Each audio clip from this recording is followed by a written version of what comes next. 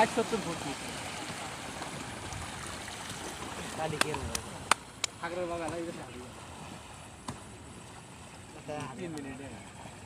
এটা রাস্তা ছিল রে, এটা দিয়ে তখন আমরা চলাচল করলাম, চলে গেল আমরা পানিতে ফাঁসিয়ে গেলাম। প্রচুর নদী ভাঙ্গন হচ্ছে।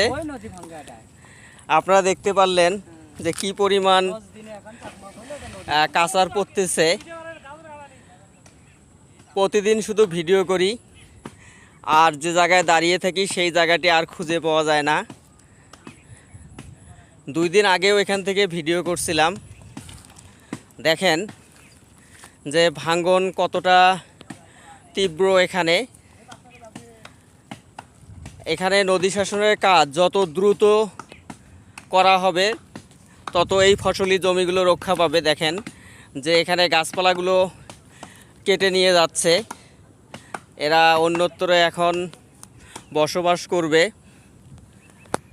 2 দিনে কমপক্ষে 50 থেকে 60 ফিট জায়গা ভেঙে গেছে।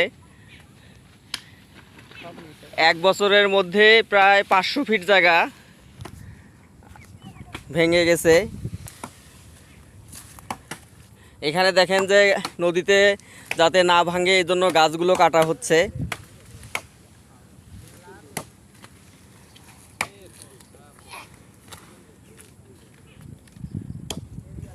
নদী শাসনের কাজ দ্রুত শুরু করা প্রয়োজন, তা না হলে এখান থেকে দেখেন যে বাঁধের রাস্তা কাছাকাছি।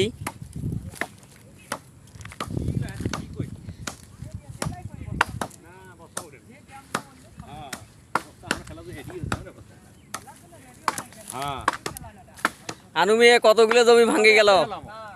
আনুমিয়া হ্যাঁ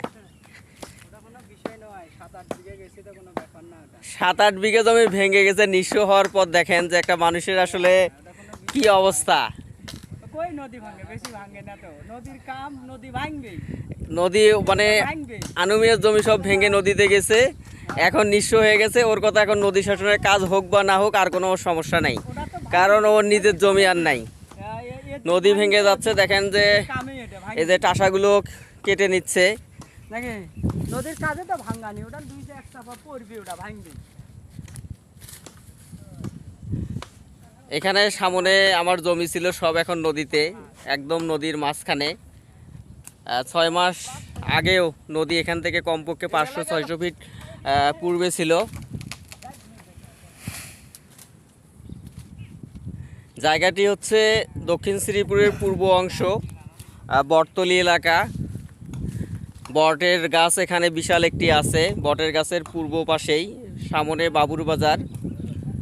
বাবুর বাজার থেকে পুটিমারি পর্যন্ত ভয়াবহ নদী ভাঙ্গন। ফসলি জমিগুলো যাচ্ছে, কিন্তু কাছাকাছি অবস্থানে বাঁধের রাস্তা রয়েছে। দ্রুত বাঁধের রাস্তা রক্ষা করার জন্য হলেও কাজ করা প্রয়োজন।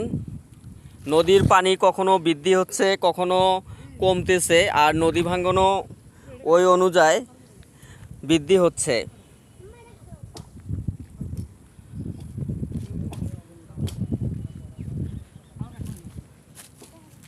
চাচা, আপনার জমি কতগুলো ভাঙ্গি গেছে?